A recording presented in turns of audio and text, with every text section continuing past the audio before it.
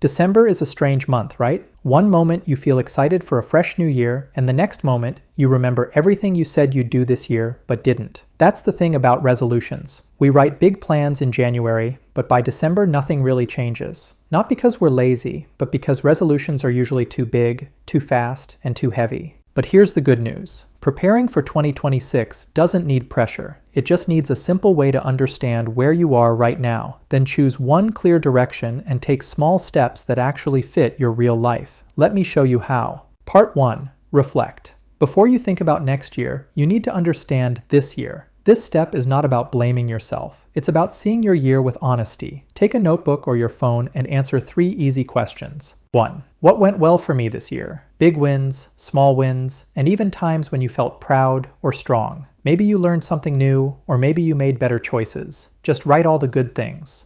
2. What made my year harder? Maybe you slept late, or maybe you wasted time on your phone, or maybe you were around the wrong people. Write the things that drained you, whether habits, situations, people, stress, or just anything that felt heavy. 3. What do I not want to repeat next year? Think of one thing you want to leave behind, like the habit you want to stop. These 3 questions help you understand what you need in 2026. From your answers, sum up what you learned. For example, I do my best creative work in the morning, or I lose momentum when I overwork without rest. That insight becomes your foundation. It's not about blame, it's about clarity. Part 2. Choose one main direction. Now, let's talk about the part that actually changes everything. Most people start a new year with a long list of goals, such as get fit, make more money, read 50 books, wake up at 5 a.m., start a business, eat healthy, and the list goes on.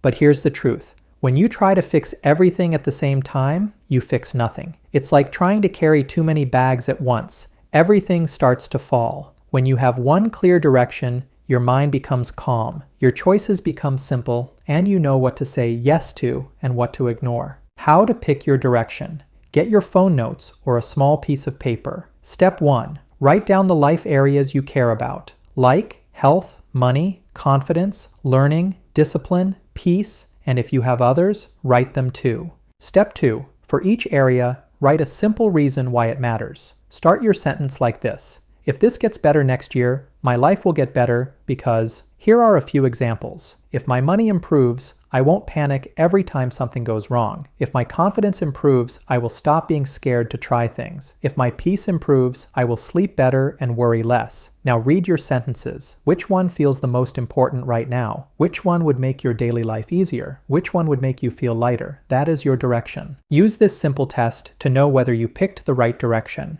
Ask yourself, does this area still matter to me, even when I'm tired or busy? If the answer is yes, then it's your direction. Question 2. Will improving this one area help other parts of my life too? For example, if you choose health, you also improve your mood, your sleep, and your confidence. If you choose money, your stress goes down and planning becomes easier. So, if your direction helps you in more than one way, you chose well.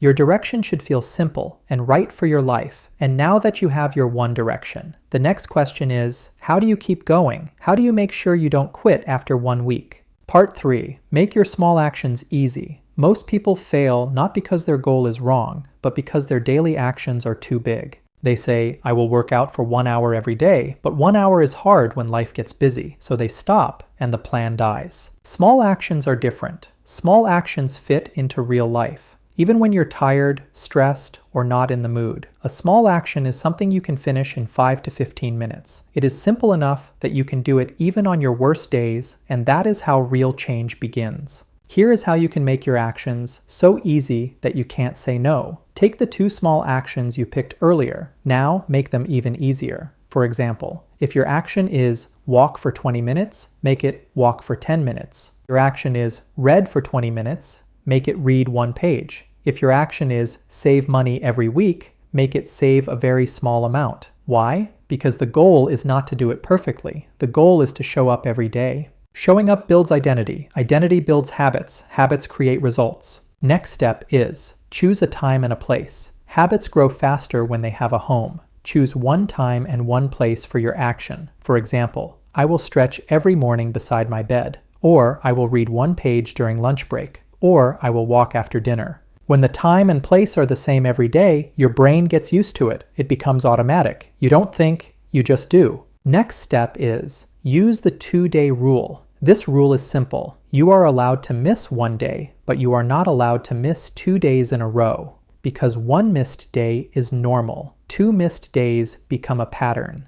With the 2-day rule, you still have freedom, but you don't lose your direction. Next step is celebrate small wins, even the tiny ones. This might feel strange, but celebrating small progress is important. When you finish your action, say something small like, "Good job," or "I did it." It sounds silly, but it works. The brain loves rewards. When you feel a small win, your brain wants to repeat the action tomorrow.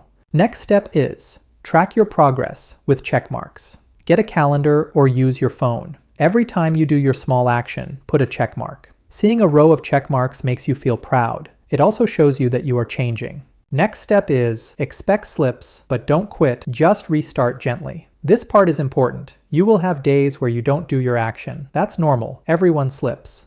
What matters is how you respond. Do not say, "I failed." Instead say, "Okay, let me start again tomorrow." Small actions may look weak, but they are powerful. A 5-minute habit done every day beats a 1-hour habit done once a week. Tiny steps create momentum. Momentum creates confidence. Confidence creates change. And this is how your one direction for 2026 becomes real. Now that you have your direction and your small actions, there's one more thing we need to talk about: the hidden things that slow you down.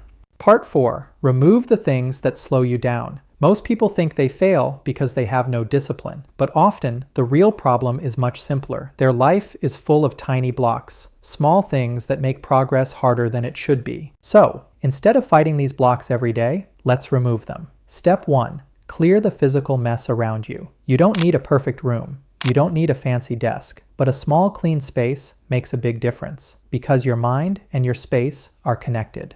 If everything around you looks messy, your brain will feel heavy. So choose one thing to clean today, either your bed or your phone gallery or your backpack or your notes, because a clean spot creates a clean feeling, and that clean feeling makes your small actions easy. Step 2. Reduce distraction. Distractions destroy progress faster than anything else. You don't need to delete your apps. You don't need to disappear from the world. Just choose one distraction to reduce. For example, turn off notifications for one app. Put your phone in another room for 20 minutes. Because even one small change helps your brain breathe, and remember, attention is your most valuable resource. Step 3. Remove one mental weight. There are things in your mind that exhaust you, even when you're not doing anything. For example, a decision you keep avoiding, a conversation you're scared to have, a problem you keep pushing away, a task you said you'd do, but you keep delaying. Choose one mental weight today and handle it. You don't need to finish it fully, but just start it. Step 4. Simplify the path to your small actions. Put the things you need where you can see them. If you want to read, keep your book on your pillow. If you want to walk, put your shoes near the door. If you want to drink water, keep a bottle beside your bed. Do you see what this does? It makes your small action easy. You don't waste energy searching or setting up. You just start. When the setup is simple, the habit becomes natural. Step 5. Let go of all or nothing thinking. Many people quit because they think, if I can't do it perfectly, I won't do it at all. But real life doesn't work like that. Some days you will have full energy, some days you will have very little, and both days are normal. So let go of the idea that you must be perfect. Replace it with this: something small is better than nothing. If you do even 20% of the action, you still move forward. And moving forward, even if slowly, is success. When you remove even a few small blocks from your life, you make progress easier, you make your direction lighter, you make your habits smoother, you give yourself space to grow. This is how preparation becomes transformation. Let's recap your journey today. 1. You slowed down and looked at the truth. You admitted what's working, what's not, and how you really feel. 2. You chose one main direction instead of 10 goals. You gave yourself focus instead of pressure. 3. You picked one small action you can do every day, because consistency beats intensity. 4. You removed one thing that drains your energy, because your life grows when you create space for it. And remember, you don't need to wait for a new year or a new month or a new perfect moment. You can start today. You can start now. I'm rooting for you. Your future self is rooting for you, and your new year is waiting for you.